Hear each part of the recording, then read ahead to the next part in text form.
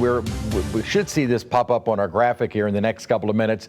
The Storm Prediction Center is going to issue a tornado watch for southeast Louisiana, or at least much of our area, and South Mississippi. When it is issued, it'll be in effect until 6 a.m.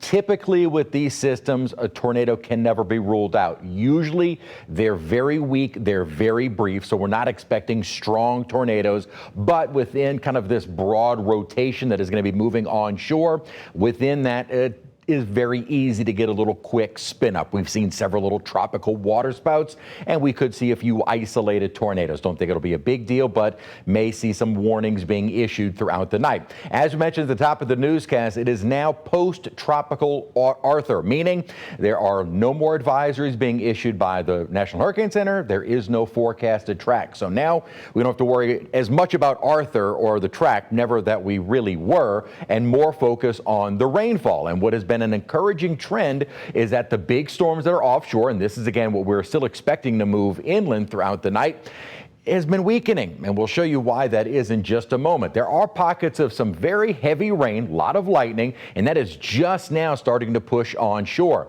What you had, actually, some folks had asked, is that a new little center trying to form, as they were kind of correctly finding a little spin in radar. That was actually the mid-level circulation, the surface circulation, which was out over Texas, and this is mid-levels. If you think about it in three dimensions, you've got the surface circulation, and on top of that mid-level, well, at the time that we had the strong wind shear, the surface low was off to the west and the mid-level was actually being tilted because of that wind shear. So what would normally be on top of that center of circulation was about 150 to 200 miles removed to the east due to the wind shear. And that mid-level low is what is moving over us right now. So not the center, that's been over Texas. Scattered showers have been moving in, more numerous down toward the coast. We've got the scattered rain on the North Shore and more to come throughout the overnight. But as I mentioned, at least what has been encouraging is that those bright cloud tops, those are indicative of the stronger thunderstorms.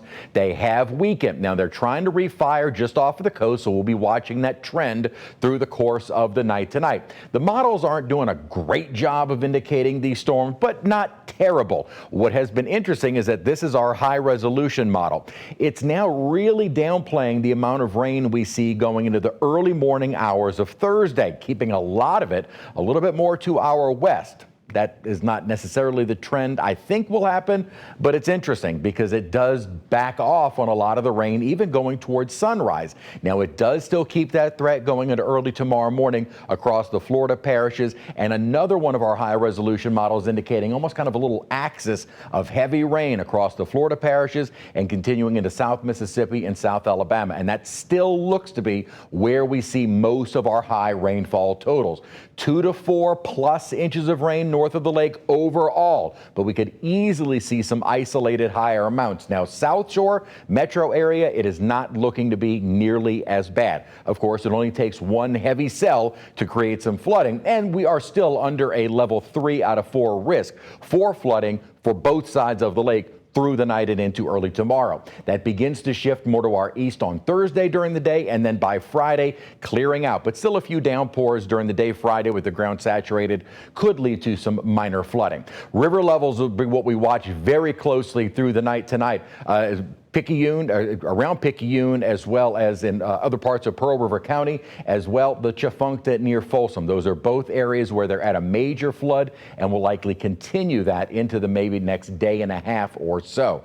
We'll have to see just how much rainfall accumulation we get on the North Shore. Rain chances remain high even after this system moves out with some scattered showers, more scattered rain on Friday, drier but hotter, and we need to dry out this Father's Day weekend.